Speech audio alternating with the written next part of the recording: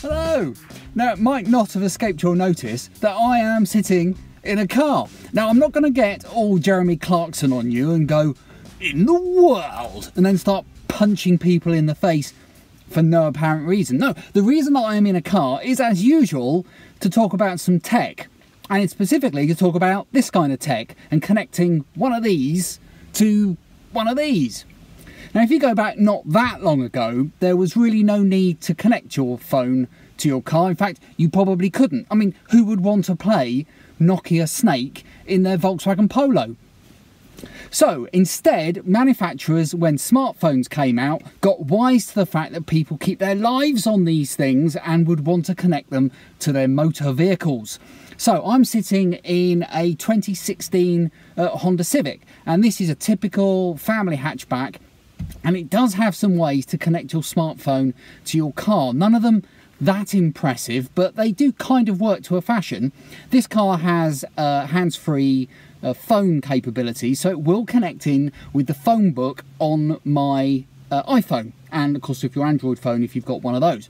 And it enables me to see my contacts and my call history and my favourites and all that kind of thing, which is great. It also enables me to plug in via either USB or Bluetooth and use it as an audio device, which means that I can stream music and podcasts from my phone through the speakers in the car, which is great, except when you want to perhaps change to a different source. Yeah, I can change from the DAB radio in here to FM or to Bluetooth or to USB. I can do that, but I can't change on this device itself from one source to another. So I can't change, for example, from music to podcasts, not without pulling the car over or perhaps asking my co-pilot to do it. You don't want to be doing it if you're driving along, because that's just a little bit crashy, let's be honest. So what you really need to do, of course, is to have a car that has a better way of connecting in with your smartphone. And of course, you know what I'm going to say, that's Android Auto or Apple Carplay. Now, this particular 2016 Civic doesn't have CarPlay on it or Android Auto, so I need to get into a car that does. I'm now sitting in another Honda Civic, but this one rolled out of the factory in Swindon in 2019, so it's got all the latest gadgets on it. It's got some really clever stuff to do with road markings and road signs and other cars and all this kind of stuff. But the important thing for the purposes of this video is that it also supports Android Auto and Apple CarPlay. That means that you can connect your phone to the car and then use the car's infotainment screen to interact with your device.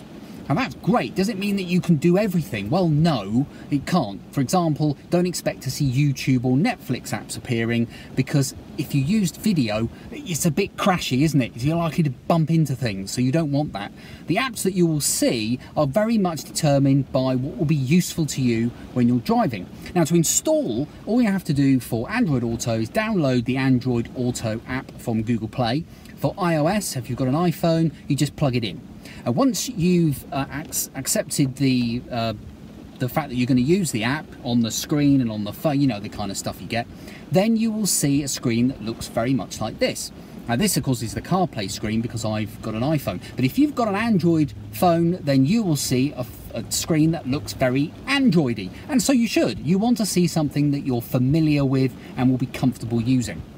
And of course, the apps are relevant to driving. So, for example, you've got the phone on there, you've got music and podcasts, maps, but also on CarPlay, you don't have to just use the Apple varieties of these applications. You can use, for example, Google Maps, you can use Overcast for podcasts, you can use Spotify. These apps are available on there for you to use as alternatives. To use the system is really simple. You will just tap the icon and then you can go into, say, your playlists, and you can press a button and you can play some music, which I'm not going to do because otherwise this video would get flagged for copyright or something. But it's very easy to use, very easy to access whatever it is that you want to listen to. But the really good thing comes in when you want to use it hands-free, because you can use Google Assistant on an Android phone or you can use Siri on an iOS device. And both of those systems are excellent at natural language queries, so they perform really well on the move. It means you can drive along and not take your eyes off the road and still get it to play your favourite podcast, for example. Or even, and this is really cool, start navigating to somewhere without you actually having to stop and type in a postcode or an address. You can do it as you are on the move. That's great. So for example, if I press and hold the button on the steering wheel here, I can say, play David Bowie. Sure, here's a personalised station of David Bowie. You say Bowie, I say Bowie, whatever. So then it starts playing the music for me, which is great. And if I tap now playing, it will show me what it's playing, Bowie's track. Which I'm now going to pause because I am going to get flagged, like I said. Don't flag me, YouTube. But that's really great. It means that you can do things as you're driving by pressing the button. When it comes to the apps that you can see on the screen, you can reorder them. Now on CarPlay, you don't do the thing where you press the icon and it goes all wiggly wiggly like on an iOS device, just say if I'm getting too technical, but you actually do it by going into the settings on your iPhone. So you tap settings, you tap CarPlay, you tap the car, and then you can order or even remove the icons that are shown on the screen. And you can do it differently for different iPhones, so different people can have different screens that they see when they're driving. And also, if you have access to more than one car with CarPlay, you can adjust it according to what you see in each of those particular vehicles, which is great. Is CarPlay and Android Auto, are they worth having in your car? Well, I would say absolutely. They're fantastic to have if it's built in. If it's not built in, you can get it aftermarket fitted. But I would look and see how it actually interacts with your particular vehicle. In this Honda, it works really well. Honda have been supporting CarPlay for quite a number of years now, and also Android Auto more recently. But other vehicle manufacturers haven't supported the systems as long. And not all of them, of course, have touch screens. And if you're buying it aftermarket, it may not fit in with the buttons on your vehicle quite so well. So really you want to do your research to see how it's going to fit in with your particular mode of transport. Works really well in here, so I'm really happy with it. Could it be better? Well, yes, of course it could. It would be great, is it properly interacted with the controls on your car. If I could press the button and get it to put the headlights on, for example, adjust the temperature.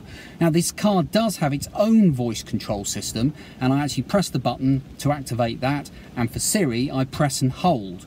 So there's a bit of a mismatch there where you're kind of doing one thing or the other. It would be better if it was all integrated and all working together. But these are kind of nitpicky things. On the whole, this system has come on leaps and bounds, and because it's on your phone, it will always be improving. Unlike the satellite navigation that's in this car when I bought it, and which will never be updated unless I want to pay Honda stupid money, the maps on my phone, of course, are going to be updated regularly, which means that, in fact, they're always up to date, which means I've got that advantage, which is brilliant. At the time of recording, in February 2019, there are rumours that CarPlay will get some big updates in the next version of iOS, which, unless Apple are superstitious, should be iOS 13.